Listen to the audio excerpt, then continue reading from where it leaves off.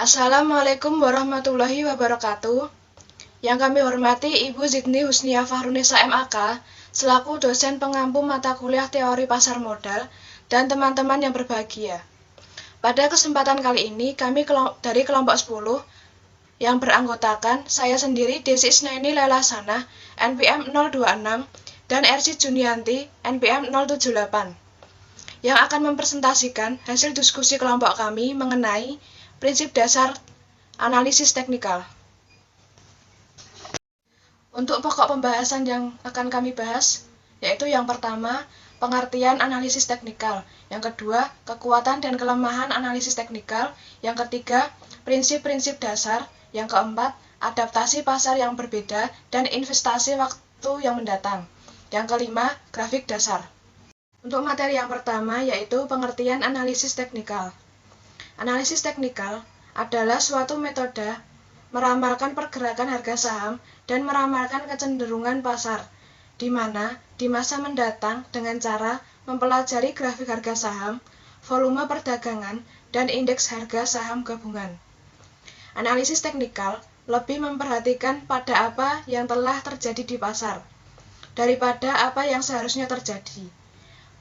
Para analisis teknikal tidak begitu peduli terhadap faktor-faktor yang telah mempengaruhi pasar, sebagaimana pada analisis fundamental, tetapi lebih berkonsentrasi pada instrumennya pasar. Materi yang selanjutnya yaitu kekuatan dan kelemahan analisis teknikal. Kekuatannya yaitu yang pertama, analisis teknikal dapat digunakan secara luas hampir di semua pasar modal di seluruh dunia. Yang kedua, grafik dapat digunakan untuk satuan waktu jam, hari, minggu, bulan, bahkan tahun. Yang ketiga, banyak terdapat alat-alat analisis teknikal dan teknik-teknik yang tersedia untuk digunakan sesuai kebutuhan di berbagai sektor pasar yang berbeda. Yang keempat, prinsip dasar analisis teknikal mudah dipahami dan analisis teknikal lebih memperhatikan kejadian nyata di pasar. Yang kelima, analisis teknikal dapat menggunakan data secara akurat dan setiap saat tersedia di RTI dan IMQ. Untuk kelemahan analisis teknikal yaitu yang pertama, analisis teknikal menganggap bahwa sifat manusia adalah konstan sehingga pola kecenderungan akan selalu berulang. Yang kedua, analisis teknikal memperhatikan tingkat kemungkinan suatu kejadian akan terjadi. Yang ketiga, beberapa analisis teknikal modern berdasarkan pada konsep matematik dan statistik yang cukup kompleks, sehingga menganalisis dengan perangkat lunak komputer sulit dihitung dan tidak mudah untuk memahami hasil keluarnya atau output. Yang keempat, untuk keberhasilan analisis teknikal, maka informasi yang dipakai harus akurat dan tepat waktu. Materi yang selanjutnya yaitu prinsip-prinsip dasar. Untuk prinsip pertama yaitu segalanya didiskontokan dan digambarkan dalam harga-harga pasar. Prinsip terpenting adalah bahwa segalanya yang didiskontokan dan digambarkan dalam harga-harga pasar. Para analisis teknikal percaya bahwa semua pengetahuan tanpa menghiraukan jenisnya, atau fundamental, ekonomi, politik, psikolog, atau lainnya, sudah tergambar di dalam harga-harga pasar. Prinsip yang kedua, harga-harga bergerak dalam suatu kecenderungan yang terus berlangsung.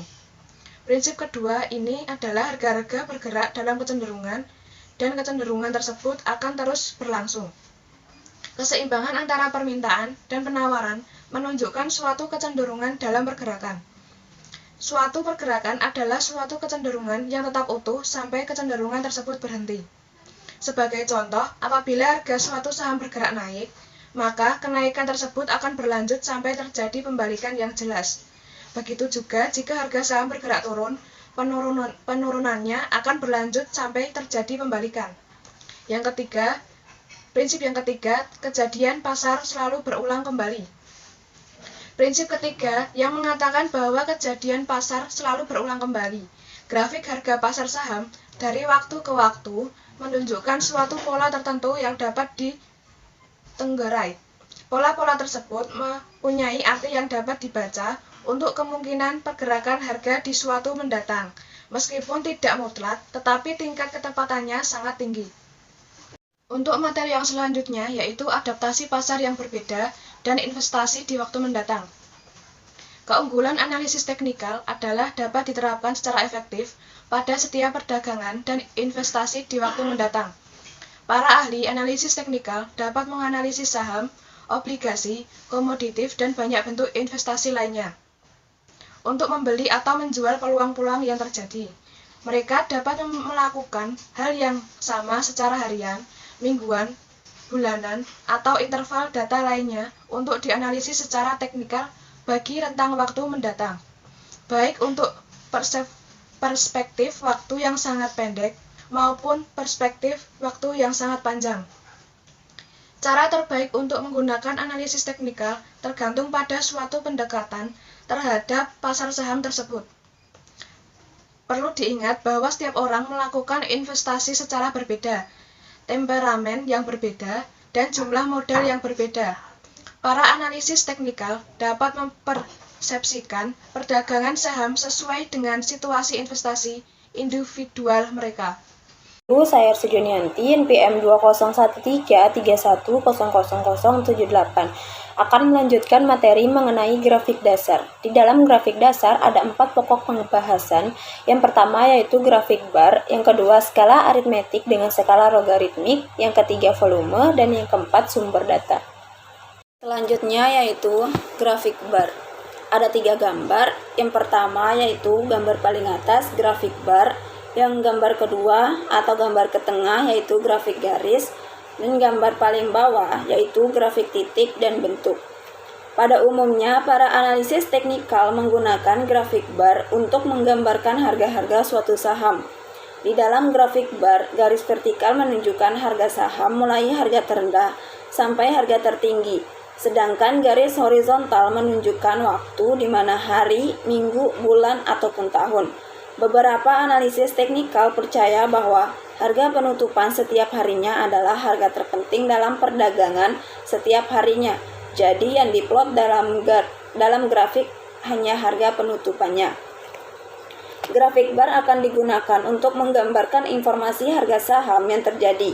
Selanjutnya, grafik titik dan gambar akan digunakan di dalam kaitannya dengan penggunaan tipe grafik. Jangka waktu yang digunakan akan bervariasi tergantung pada orientasi lamanya investasi. Pada umumnya, jangka waktu yang digunakan dibagi 3, yaitu jangka pendek, jangka menengah, dan jangka panjang. Berbeda dengan definisi jangka waktu yang banyak digunakan dalam analisis teknikal. Jangka pendek waktunya kurang dari 3 bulan, jangka menengah waktunya 3 bulan sampai 6 bulan, dan jangka panjang waktunya 6 bulan sampai 1 tahun. Para analisis teknikal menggunakan grafik harian untuk menentukan kecenderungan jangka pendek pergerakan harga saham. Mereka menggunakan grafik mingguan untuk mengetahui perspektif jangka menengah, sedangkan grafik bulanan dan tahunan untuk menentukan kecenderungan jangka panjang. Selanjutnya yaitu mengenai contoh grafik bar. Pembuatan suatu grafik bar adalah sederhana seperti yang terlihat pada gambar 4.2. Skala harga saham ditempatkan di aksis vertikal dan skala waktu seperti hari, minggu, bulan, dan sebagainya diletakkan di aksis horizontal. Untuk setiap periode diplot harga terendah, tertinggi, dan harga tertutup. Garis vertikal atau bar menghubungkan harga terendah dan tertinggi. Garis horizontal ke kiri dan ke kanan dari bar menunjukkan harga pembukaan dan harga penutupan secara berurutan.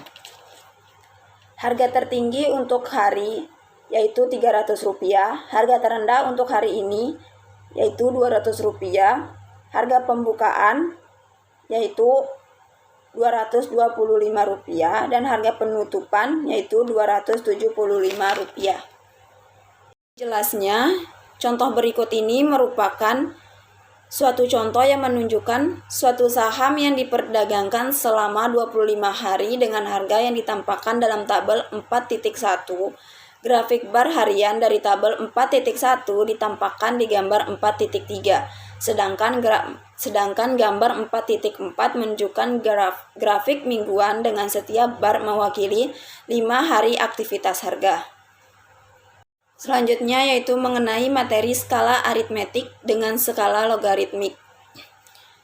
Skala harga vertikal pada grafik bar dapat berubah aritmetik maupun logaritmik. Setiap tipe mempunyai keunggulan dan kekurangannya, namun begitu, tidak ada kesepakatan tentang tipe yang terbaik. Perbedaan utama kedua tipe tersebut dapat diuraikan sebagai berikut. Pada skala aritmetik, setiap unit perubahan harga mempunyai jarak yang sama terlihat pada skala vertikal. Jadi, jarak antara 100 dan 200 pada skala vertikal akan sama dengan jarak antara 200 dan 300, 300 dan 400, begitu seterusnya. Sedangkan pada skala logaritmik, jarak antara setiap perubahan harga menunjukkan suatu persentase perubahan. Sebagai contoh, jarak antara 100 dan 200 akan sama dengan jarak antara 400 dan 800, karena jarak keduanya menunjukkan kenaikan 100%. Gambar 4.5 menunjukkan perbandingan antara skala aritmetik dengan skala logaritmik. Selanjutnya yaitu mengenai volume. Volume aktivitas perdagangan saham setiap periode akan ditunjukkan pada dasar suatu grafik bar yang standar. Setiap periode, yaitu hari, minggu, dan sebagainya, volume perdagangan dicatat dengan bar vertikal secara langsung di bawah bar harga periode tersebut. Semakin tinggi bar volume berarti semakin besar volume perdagangan pada periode tersebut, seperti yang terlihat pada gambar 4.6. Skala vertikal dapat digunakan sepanjang dasar suatu grafik untuk membentuk pola pot data. Selanjutnya yaitu mengenai sumber data. Data harga-harga perdagangan saham di BEJ setiap hari, Senin sampai Jumat, dapat diperoleh di berbagai sumber. Selain dari BEJ, data juga dapat diperoleh lewat surat kabar seperti Bisnis Indonesia, setiap pojok BEJ, internet, atau www.indoexchange.com, Indonesian Market Quote atau IMQ, dan Real Time Information atau RTI. Untuk IMQ dan RTI, setiap orang dapat berlangganan, meskipun cukup mahal, tetapi mereka langsung dapat menampilkan grafik-grafik setiap jenis saham, seperti harian, mingguan, bulanan, dan tahunan setiap hari. Sehingga kita tinggal melakukan analisis teknikal tanpa harus membuat grafik perubahan setiap saham. Baik, demikianlah presentasi dari kelompok kami. Lebih kurangnya kami mohon maaf. Wabillahi taufiq wal hidayah. Wassalamualaikum warahmatullahi wabarakatuh.